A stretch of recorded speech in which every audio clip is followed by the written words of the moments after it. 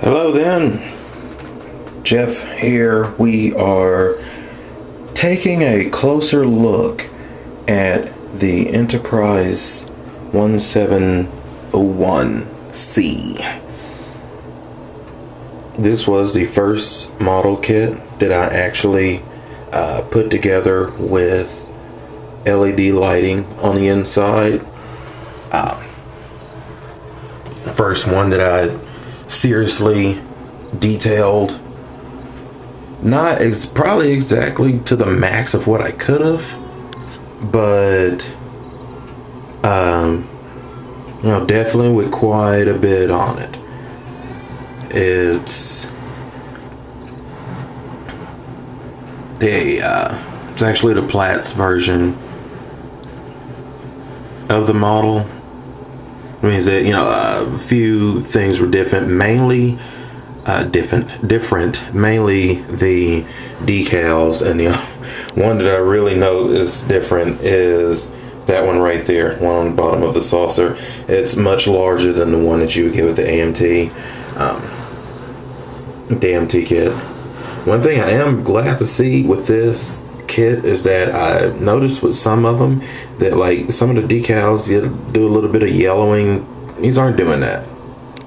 Not doing it. So, but other than that, a lot of the kit's the same. Looks exactly the same.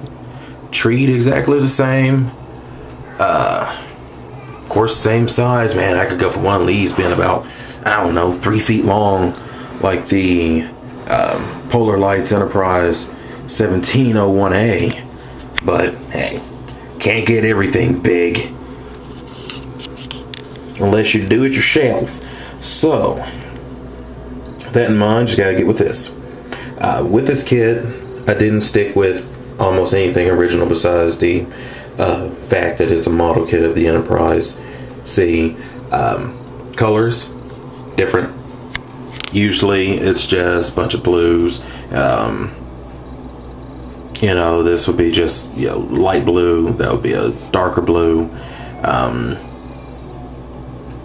But I just made that different.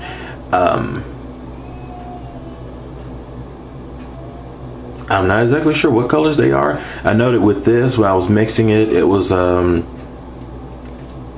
tiny little bit of purple with, of course, blue and a lot of white.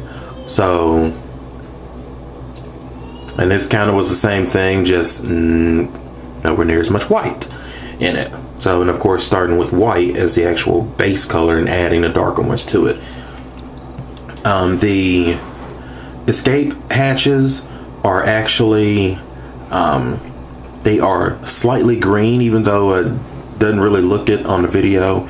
They have a slight greenish hue to them. So now those right there, just the testers right out of the bottle, and just got a toothpick and the actual thruster exhaust ports within the location. That's how I did it. Good old toothpick, as well as the windows that are unlit on the model kit, as you'll see in a minute. Those were put in with toothpicks as well. Good things toothpicks are. So and those colors carry over. These colors to carry over everywhere. Engineering section has the two colors there. The panel lines, I didn't opt to paint those, mainly because it's probably the color that the ship is. It would have just been a little too much for me, and I want to, not just have it overpowering with the darker color. As can be seen on the tops of themselves here, you have the darker color there. The bottom of the pylons, actually, I did completely different. Usually it has the same pattern as on the top of the pylons. I took that off, actually. I filled it all with putty and did an entirely different, just something more simplified on it. As well as that, I don't know what that is. could be a secondary planetary center platform. Be an inverted observation deck. Who knows? I just put it on there because it was unique. So just improvising. My nacelles, of course, I pushed them back and I lowered them. Tried to get it more balanced. As what's in front of the nacelle as is what's behind it. So and also lowered them as well.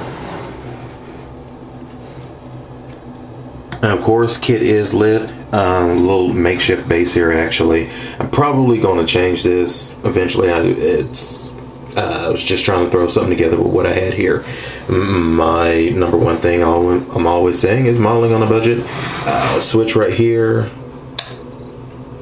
and when that's thrown, she lights up, and she be looking pretty. So, as I stated, this is the first model kit that I did with lights. Prior to this one, the only other kit that I did that had LEDs in it was the Special Edition Enterprise A that I did, and I mainly just did that from direction. I didn't take any time with, filling gaps with putty and doing any light blocking and painting, trying to get Aztec decaling and all that. I do have another one that's going to show up, and I am going to do all that on the second run, the 537th version. I'm trying to get as much practice as I can in on smaller models before I make my way to the two big ones that I have, the 1350th NX-01 Enterprise and the 1701A, which I'm going to do straight up from Star Trek V, with the blue impulse engines, and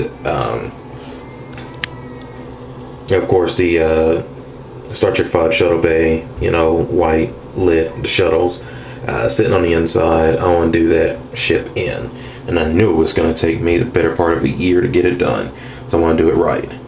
But on this one, lights off. Ooh. Kind of like it as the camera actually adjusts to the low lighting and just the model lighting, which is enough. So I used to think that when I did all these windows, they were a lot. Yeah, they're nothing compared to the big Galaxy class, which I think the neck portion of that ship actually, window wise, encompasses the majority of the ones that cover this entire ship. So, but this was a great build. I encourage anyone to build it. It's simple, straightforward, putting it together. Do have a little bit of work as far as your wiring going into the pylons, but it's not that much. It is fun. It is very fun. I followed in the line of LED CCFL as far as that spotlight going right there on the top of the saucer. It's usually not right there, but hey, like I said, this is going to be different. So, and those two blue parts right there at the back of the saucer, don't ask me what those are because I don't know. I just put them on there. Of course, it's nothing that's on the back of the Starship, the actual Enterprise C in that area. I just put them there because I thought it looked cool and stuff, kind of like the back of the impulse deck on the 1701A and 1701B. So, just a little bit. But this was a great kit. I enjoyed it very much. Simple build, and look to hopefully do another one. So, again, this has been another wonderful film brought to you by Jeff, and I'll be showing you many more, getting a few more models started. So enjoy building the models, everybody, and we shall go from there.